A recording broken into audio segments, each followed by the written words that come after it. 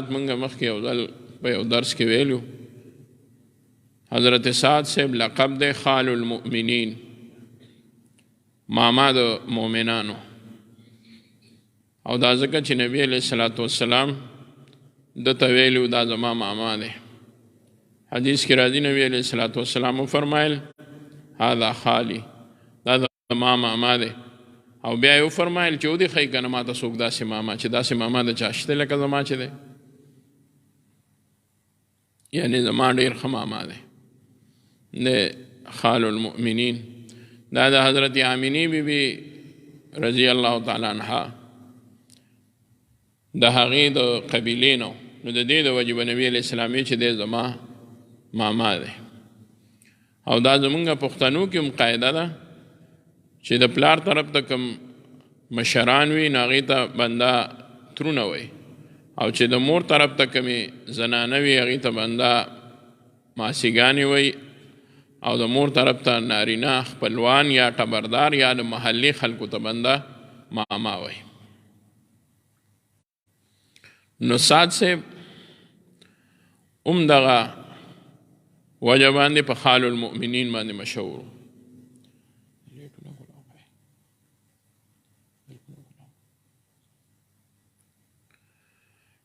خال المؤمنین بے ورتوی سعد بن ابی وقاص سبتا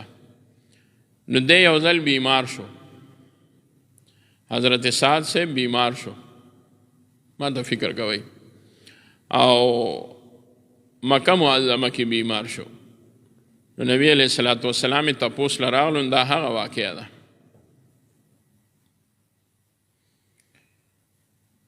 حضرت عائشہ بنت سعد نه روایت ده او دا حدیث چې دی نو مکی صاحب نه هغه وایي موږ ته حدثنا الجعید ابن عبد الرحمن جعید ابن عبد الرحمن نه دا روایت ته موږ ته حدیث بیان کړی دی جعید صاحب هغه روایت کړی دی د عائشہ بنت سعد نه او عائشہ بنت سعد هغه د خپل پلار نه دا روایت کوي سعد بن ابي وقاص نه او د متعلق نور ډېر فضایل ذکر شوي دي یو دا چې په ټول امت کې د ټولو نه اول او یوازې دته نبی علیہ السلام ویلی دي او فرمایلی دي چې ارمی یا سعد فداک ابی و امی سعد اوله یعنی غش اوله زما د پلار او مور د تا نه قربان وي نو نبی علیہ السلام په پلار او مور قربانېدو کې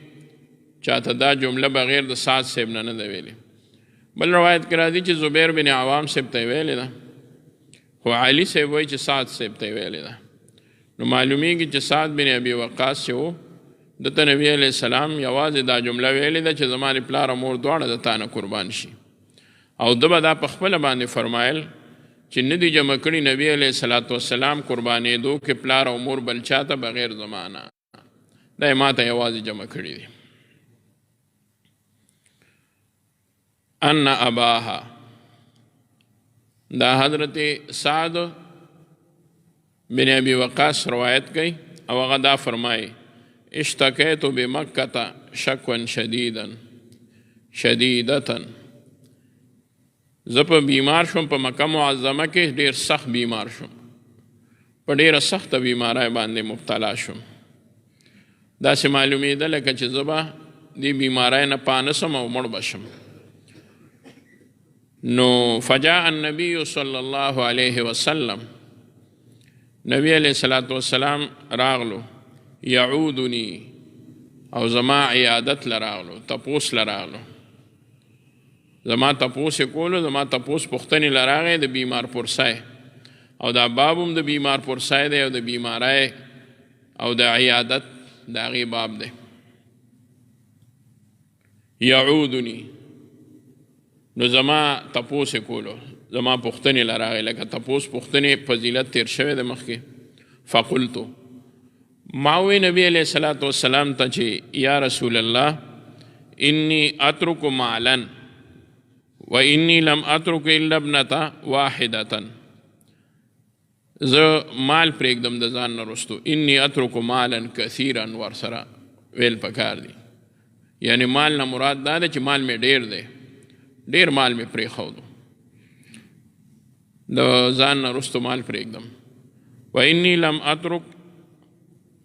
الا ابنة واحدة، او نه پرېږدم زه د ځان نه رستو یو لور پرېږدم، بس د یو لورې نه سیوا د یو لور نه علاوه زما بل څوک ما نه رستو نشته، زیه مې نشته. رستو بیا شوي دي، خو دغه وخت کې دغه یو لور وه. افاوصي بثلث مالي، آیا زه پرېږدم په وصیت سره، حکم وصیت په ثلث د مال خپل سره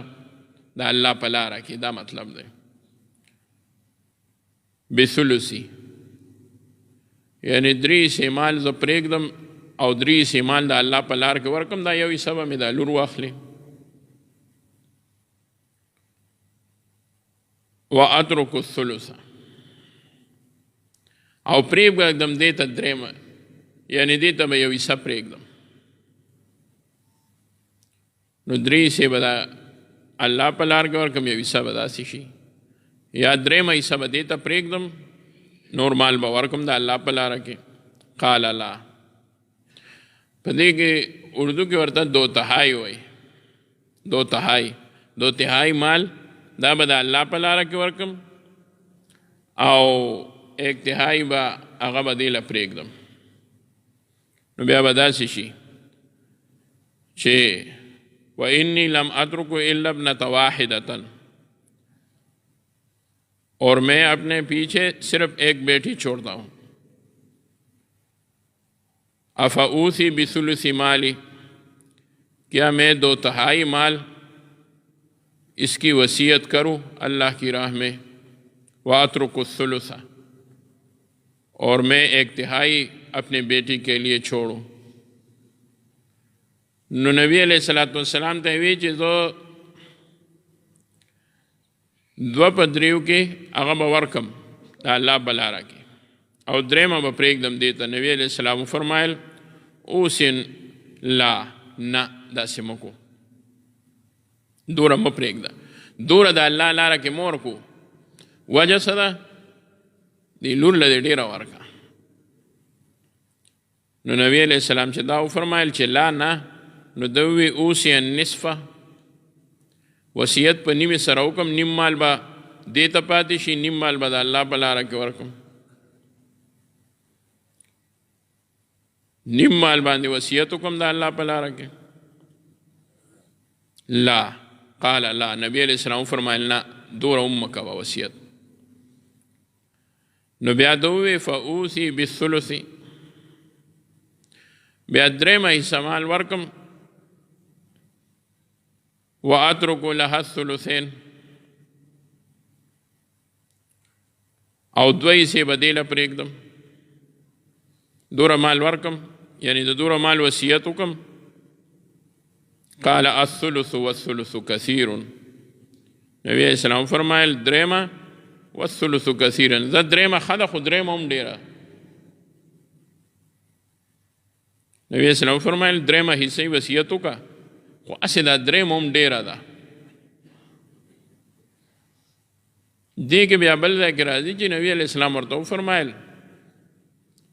چې مه کوه داسې، ته چې خپل اولاد ته دې لور ته دې دا مال پرېږدې، نو دا د دې نه ښه ده چې ته ورته مال پرې نږدې، او دا بیا ستا نه وروستو په پردو کوڅو کې خیر غواړي.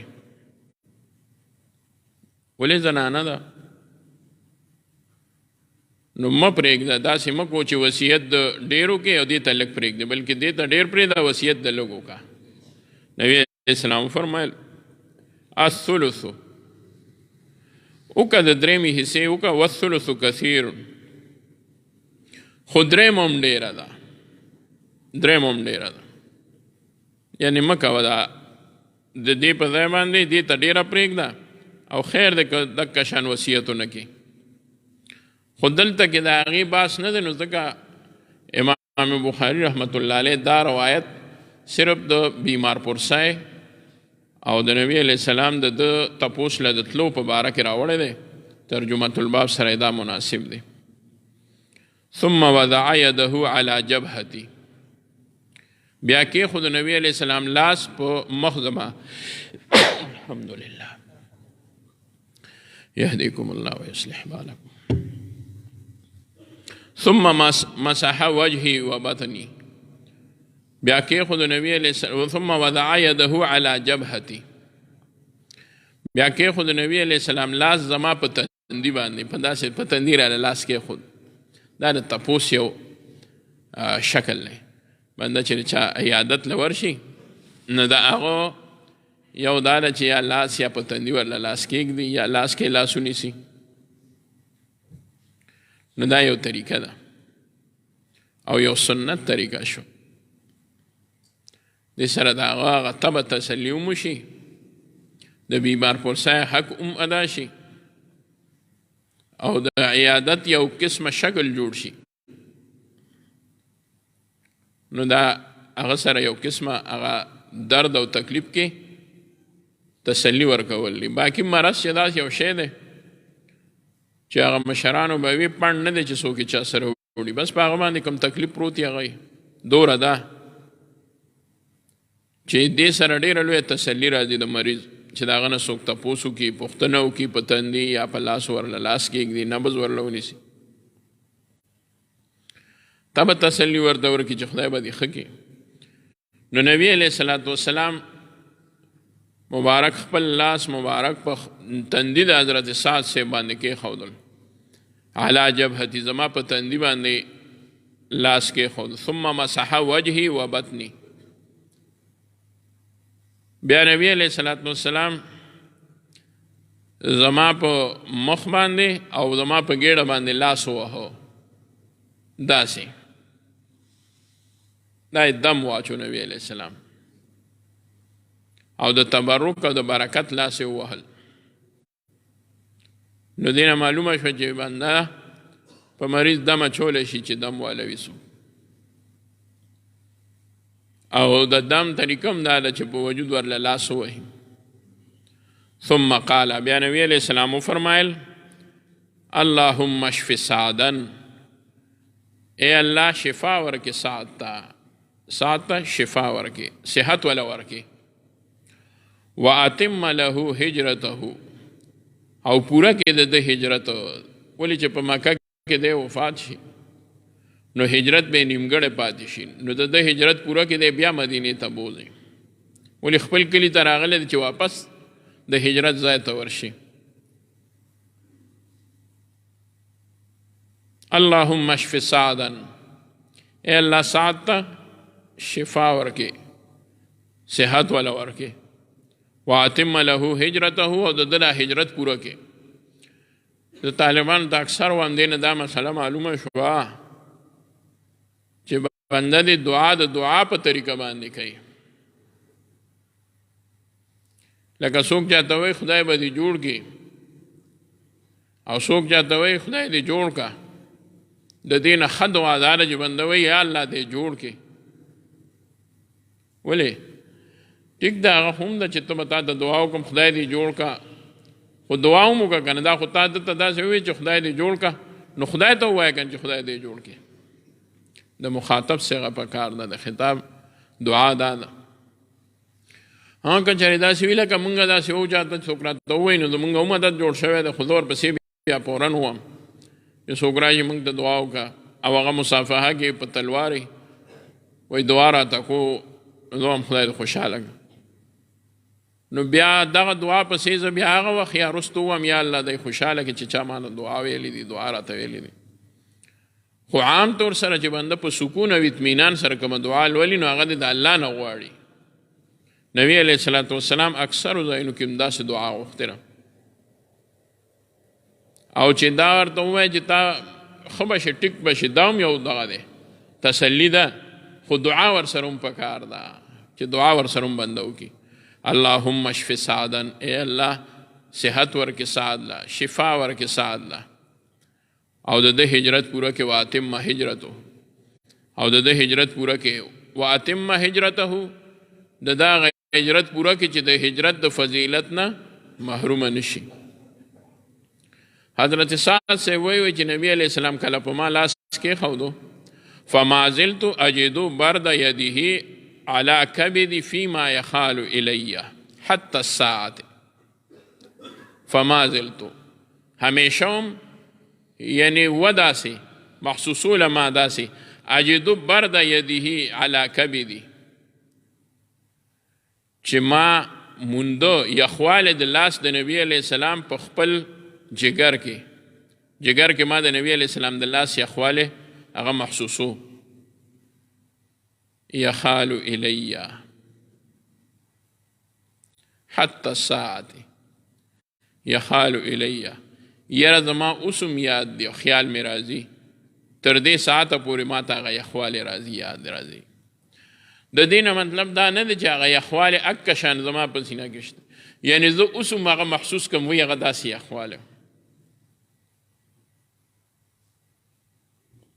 دینه انتهایی محبت د نبی علیہ السلام سره د صحابه هغه معلومیږي دویم نمبر دا چې هغه د نبی علیہ السلام د یو سیز هغه نه د هیر کړی یو سیز د نبی علیہ السلام نه د هیر کړی دا ګوره یو خبره ده دې باندې رااله لاس کې خودو په ګیډه زه هغه جګر باندې اوسم هغه یخواله محسوسوم زما به هیر نشي دا نه هیرېدل مطلب دا دی چې زما هغه لاس یا کې خودل د نبی علیہ السلام هغه زما چریر نشي د ځان نه سیوا د نبی علیہ السلام د لاس محبت بنده ته دا پته نه لګي چې ما کم وخت کې په خپل زړه باندې لاس ایښی دی په خپله ګېډه په خپله سینه انوساد صاحب ته د خپل لاس کې خودو یاد نه و د نبی علیہ السلام لاس کې خودو ورته یاد و دوره محبت و خپه هغې کې دا موږ مخکې